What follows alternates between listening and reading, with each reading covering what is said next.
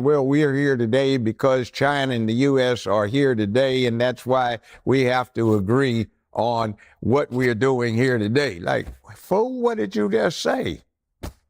Did you say anything? And I've never seen such a salacious mess as I've seen out of her. I think a One West Bank. I had some pretty good properties out in California at one point in time, and I know I had three neighbors who had good properties. It was in a place called Ojai, California.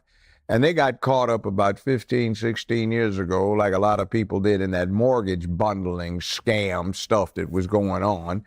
And there was a bank called One West Bank responsible for it, which was owned by George Soros. The Mnuchin that you have out of the Obama administration was Mnuchin, who was the CEO of One West Bank. Well, there were approximately 1,200 counts of indictments returned against Mnuchin and One West Bank in various counties in California. Well, Mnuchin and Soros financed and arranged and sponsored Kamala to run for Attorney General of California. They got her elected. She got in, and using the authority she had, she promptly consolidated all 5,200 counts and dismissed them. And a couple of weeks later, Soros sold One West Bank for $4.2 billion. So after that, they got together and got her financed and got everything organized and made the connections for her, and she got elected to U.S. Senator.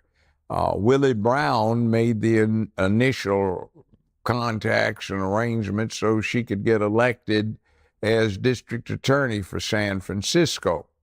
She didn't do a very good job. She had a reputation for giving out the stiffest sentences in the United States of America for simple possession of marijuana in San Francisco, for God's sakes.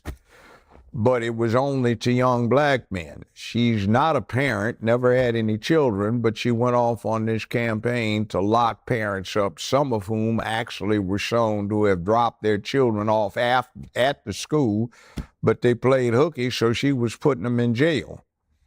I know my in-laws, now late in-laws, because they're dead, and their fine daughter that I was married to, we were divorced. She got a whole lot of money, but anyway, out of me.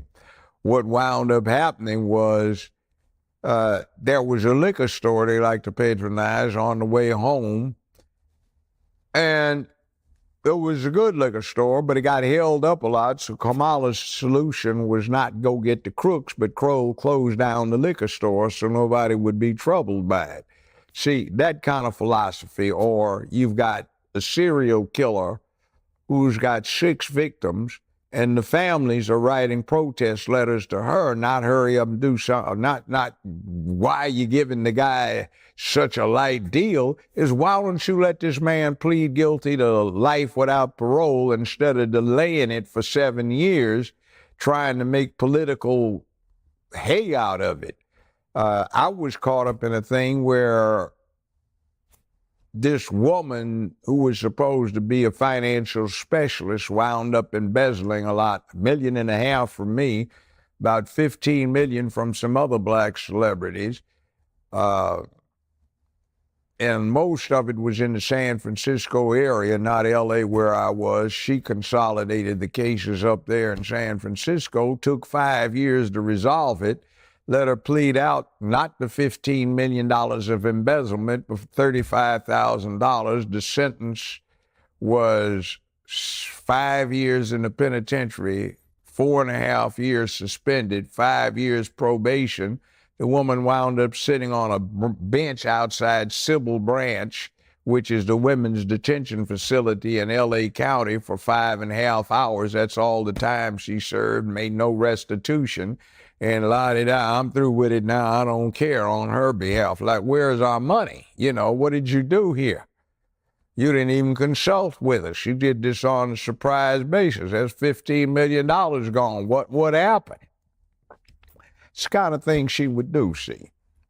So it's like, that was not a good professional performance. And then she was everybody's favorite Hindu Indian prosecutor and attorney general and senator, and now she becomes black. But, you know, I met her daddy, fine gentleman, Professor Harris.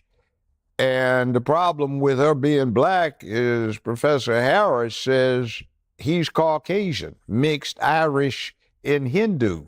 He doesn't have any black ancestors, but his Irish ancestors owned a lot of slaves in Jamaica and had them to work on plantation.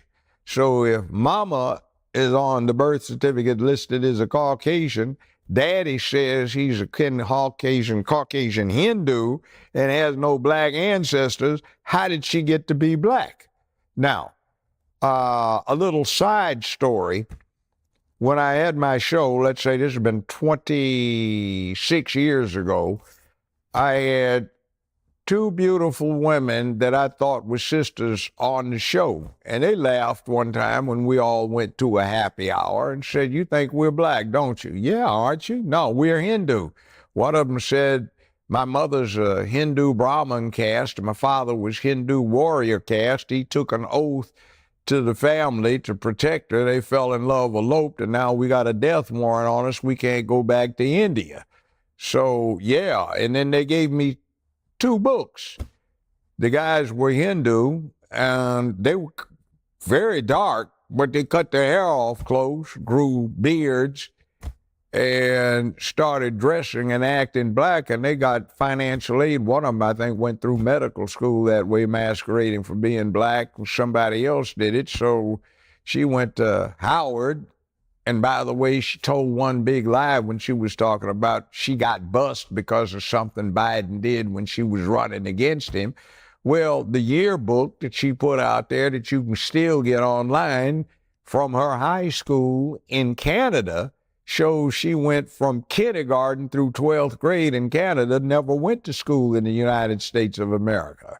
She was born, by the way, in the same hospital that my ex-wife was born in, the same 12-month period, and my late mother-in-law was in fact a pediatric nurse in that hospital when Kamala was born. And the birth certificate that she has is interesting because the confusion comes from a mistake. On the birth certificate, it lists the mother's race as Caucasian, national origin India, and religion Hindu. For the father, it does not list national origin. It does not list religion. It does not list anything about that, but where it says race, they put national origin in Jamaica by mistake. Now, if you've ever been to Jamaica and you get over to St. Elizabeth Parish, you see all the high, bright, and white that live in Jamaica. So I've got a good friend retired from law enforcement. He has a white wife, blonde-haired, blue eyes, but she was born in Jamaica. Her parents were born in Jamaica. One's blonde and blue-eyed.